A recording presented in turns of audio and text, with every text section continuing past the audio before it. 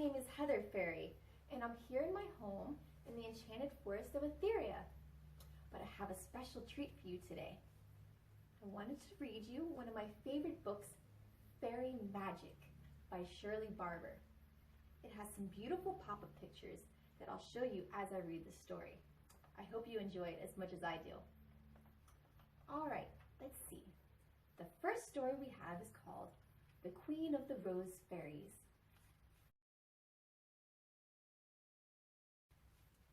Queen Ariel's Rose Fairies loved to dance and play all night, and then they were too tired to get up in the morning. So one evening, just before sunset, she called them all together. "My fairies," she said, "if you don't open the rosebuds before the sun gets too hot, the petals will scorch, and then the bees won't be able to visit them. Soon the roses will all be gone. That's why you must go to bed early. Do you understand?" The Rose Fairies nodded their heads and flew straight to their leaf beds. But then, one by one, they slipped away to dance in a nearby glade. And then, the next day, they slept in as usual. When Queen Ariel saw that the fairies had disobeyed her once more, she decided to fly off, far away, just to teach them a lesson. At first, the fairies were pleased that they could now do as they liked. But the roses began to wither and die. Suddenly, the fairies felt frightened. "If only Queen Ariel would come back," they wailed. Next morning at dawn, to the joy of all the Rose Fairies, Queen Ariel suddenly reappeared. From then on, the fairies happily got up before dawn each morning, and soon the bees and butterflies returned, and the rose garden was once more a happy place. The Rose Fairies are so happy that Queen Ariel has returned to the rose garden. They now know that they must go to bed early so that they can be up at the first light each morning. And here you can see Queen Ariel and all the fairies around her in the garden, just like the garden we're in.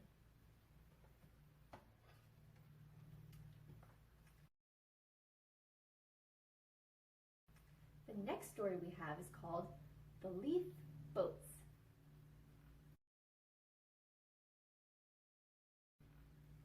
One hot summer's day, two little elves were playing near a quiet stream while their sisters made pretty flower petal purses. "Let's paddle in the water and float leaf boats," Pixley whispered to his brother. Soon they were not just floating leaf boats, but climbing onto bigger leaves and paddling them around in the deep water. This was much more exciting. But suddenly, Elfkin's boat tipped over and splash! Into the water he went. The little elf grabbed the side of his brother's boat, and that went over too. Now both elves were struggling to stay afloat. "Help! Help!" cried Pixley. The fairy sisters dropped their petal purses and came running. They waded out into the stream, and each rescued a dripping elf. "Why didn't you tell us you were going paddling?" they said. The little elves sat in the sun till they were dry again, but they looked rather crestfallen. "Cheer up," said one of the fairies. "I know where there's a vine growing over some shallow water. You can swing on it, and if you fall, you won't hurt yourselves." So the little elves spent the rest of the afternoon happily swinging above the cool water. It was even more fun than the leaf boats. Pixley and Elfkin have a lovely time swinging from a morning glory vine. They won't come to much harm with their kind sisters watching over them. And you can see the two sisters and Pixley and Elfkin swinging on the vine.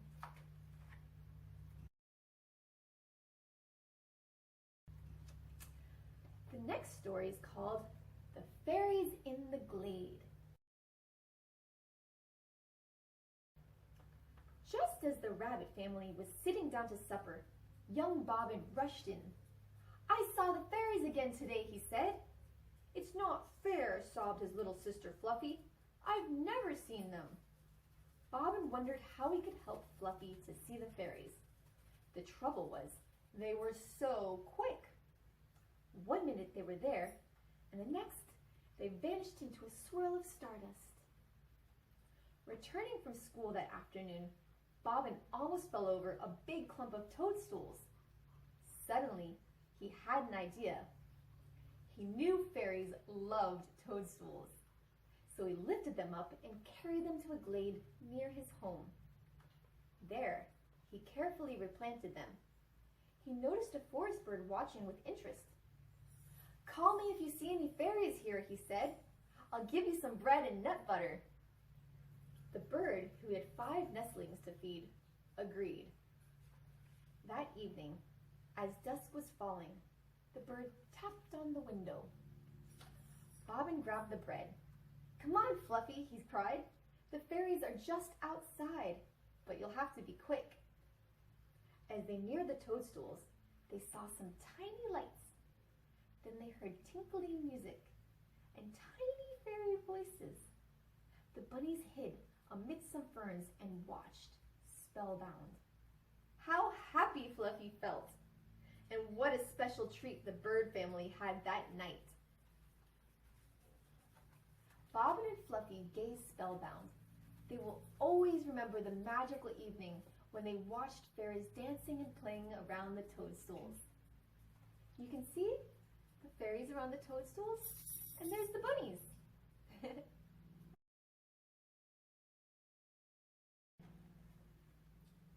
This one is called the Rainbow Fairies.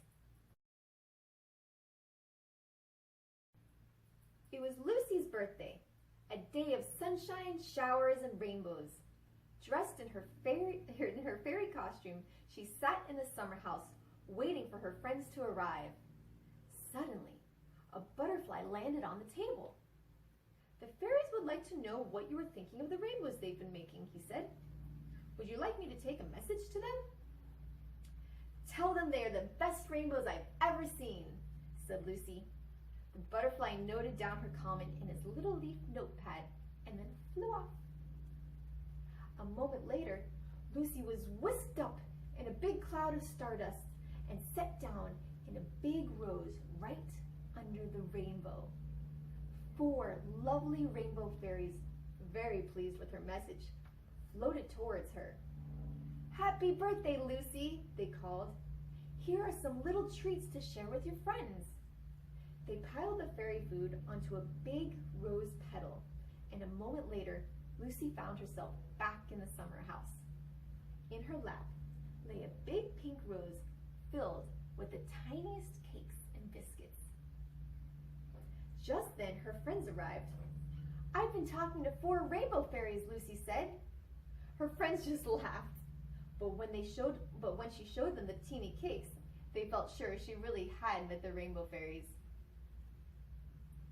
"Happy birthday, Lucy," the 4 rainbow fairies call as they fly towards her with golden plates laden with tiny cakes and biscuits.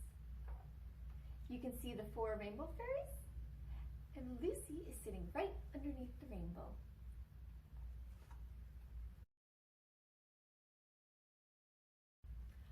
This is our last story in the Book of Fairy Magic. This one's called Wish Upon the Falling Stars.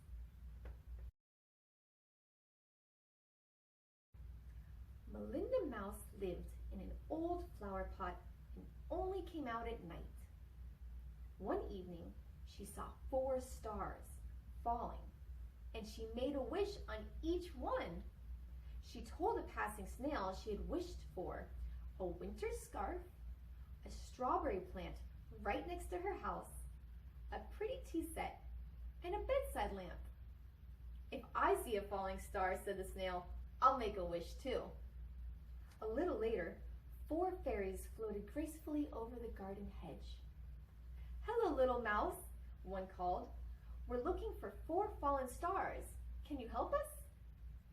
Melinda pointed to where they had fallen, in the meadow beyond the garden fence. The fairies each picked up a star and relit it. Then they flew up towards the deep blue sky. They called, "Your wishes will be granted, Melinda." When the little mouse returned to her flower pot house, she found a beautiful strawberry plant growing outside. A pretty tea set was laid on her dining table, a soft, thick scarf on her chair, and a glowing lamp on her bedside table. Her snail friend came by a few days later, and Melinda excitedly showed him how her wishes had come true. "Mine came true too," he said. "I saw a star fall, and I wished for a big, juicy cabbage leaf, and I've only just finished eating it." While Melinda Mouse watches, each beautiful fairy picks up a fallen star, relights it, and flies up to the deep blue starry sky. And you can see the fairies flying in the sky, and they each have a star.